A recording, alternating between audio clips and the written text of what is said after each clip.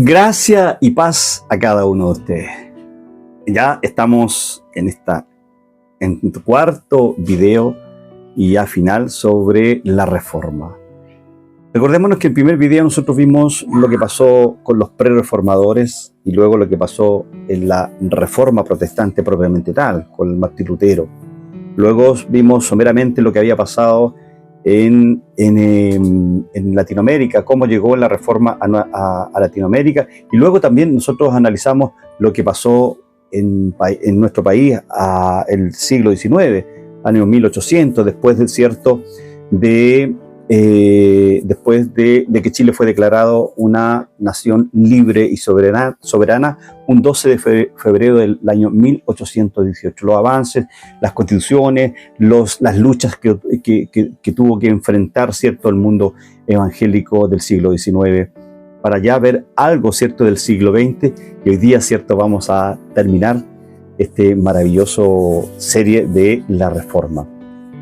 Nuestra corporación, Unión Iglesia del Señor, ha determinado hacer estos videos para que muchos puedan conocer las verdades de la importancia de la Reforma, no tan solo para Europa en su minuto, no tan solo para el mundo en su minuto, en el mundo europeo, sino que también la importancia de estas 5 solas que surgieron de la Reforma también para Latinoamérica, y cómo la importancia que sucedió o que tuvo también para nuestro país. Así que acompáñenme a ver esta última saga de los videos sobre la Reforma. El avivamiento pentecostal, ¿se acuerdan?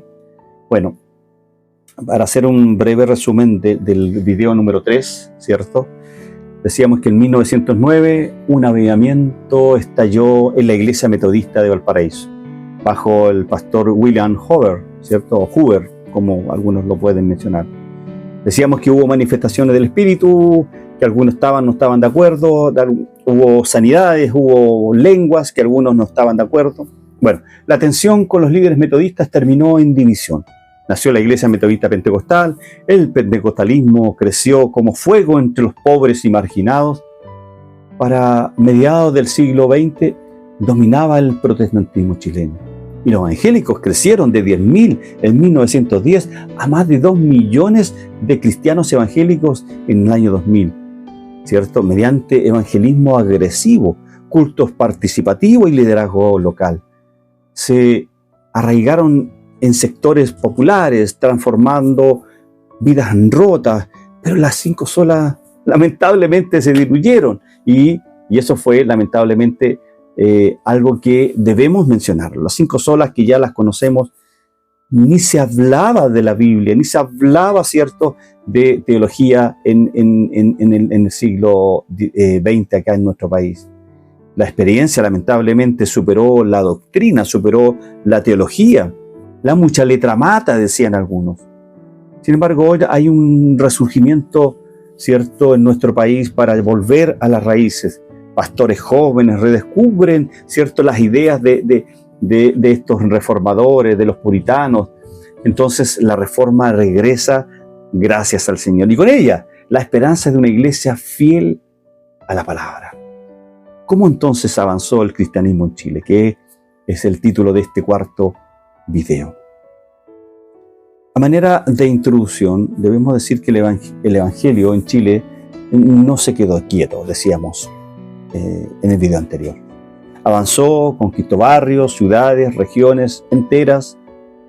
Veamos cómo pasó, cómo lo hizo. Bueno, el crecimiento evangélico en Chile fue explosivo en el siglo XX.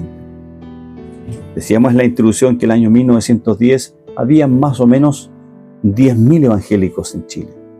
Pero sin embargo en 1960 habían 500.000 evangélicos. Y en el año 2000 superábamos los 2 millones. Y hoy representan entre el 15 y el 25% del total de la población. ¿Cómo creció tanto en un siglo, hermano Alejandro? Bueno, un evangelismo agresivo.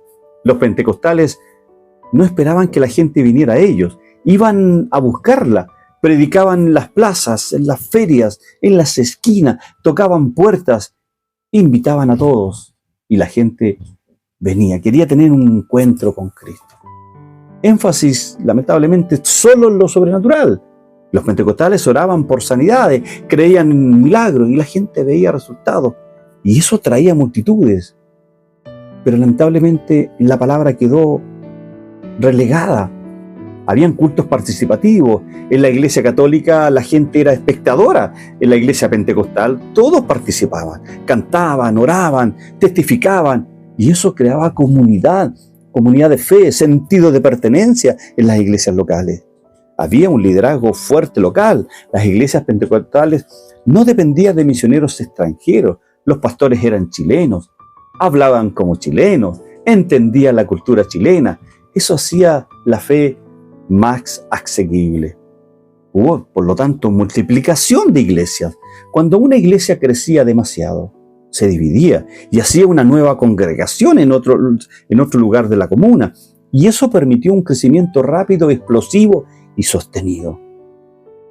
¿Y en qué sectores influyó el protestantismo? ¿En qué sectores sociales influyó el protestantismo? Bueno, el evangelio en Chile no llegó a todos por igual. Hubo sectores donde echó raíces profundas. Veamos en cuáles. Recordemos entonces que el protestantismo criollo aquí en Chile, especialmente el pentecostalismo criollo, creció en los sectores populares, los pobres, los obreros, los campesinos, los marginados, la gente que la Iglesia Católica ignoraba y desechaba, la gente que el Estado olvidaba. ¿Por qué? Porque los evangélicos ofrecían algo que nadie más ofrecía: dignidad, comunidad, amor, esperanza.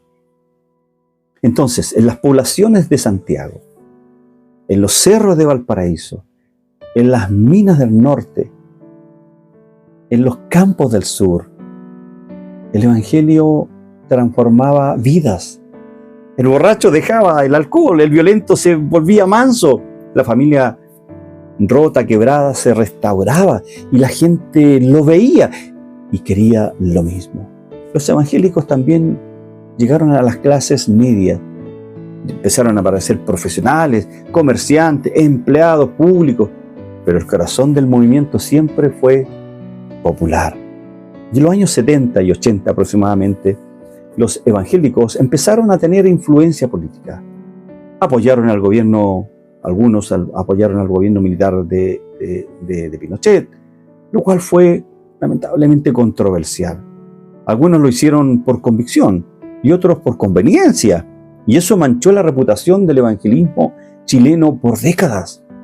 Hoy los evangélicos están en todas las clases sociales. Hay políticos que son hermanos en Cristo, empresarios que son evangélicos, académicos evangélicos en las universidades, en los liceos, pero el grueso del movimiento sigue siendo popular. La influencia de la Reforma en Chile, que ya es lo último que quiero compartir con ustedes. Las 5 solas, permíteme hacerle una pregunta. ¿Las 5 solas de la Reforma llegaron a Chile? ¿Influyeron en las iglesias? Y la respuesta es complicada, hermanos. Cuando los primeros misioneros presbiterianos y metodistas, acordémonos, llegaron a Chile, trajeron la teología reformada. Enseñaban la doctrina de la gracia, las doctrinas de la gracia, ¿cierto? Predicaban la soberanía de Dios, enfatizaban la Escritura como autoridad final. Pero, y siempre hay un pero cuando vino el pentecostalismo de 1909, eso lamentablemente cambió. Los pentecostales enfatizaban la experiencia del Espíritu.